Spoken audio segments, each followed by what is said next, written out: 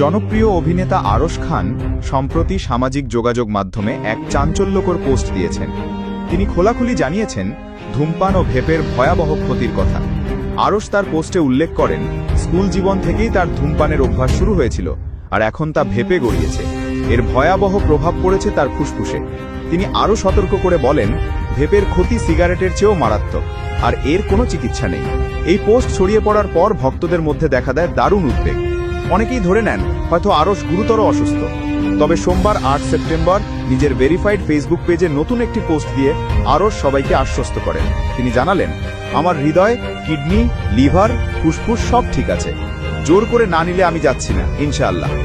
একই সঙ্গে তিনি অনুজদের উদ্দেশ্যে কড়া বার্তা দেন, ধূমপান ও ভেপ থেকে দূরে থাকুন, সুস্থ থাকুন। আপনারা আরশ খানের এই বার্তা সম্পর্কে কি ভাবছেন? ধূমপান আর ভেপ নিয়ে সমাজে সচেতনতা বাড়াতে কি এই ধরনের খোলাখুলি কথা বলা দরকার?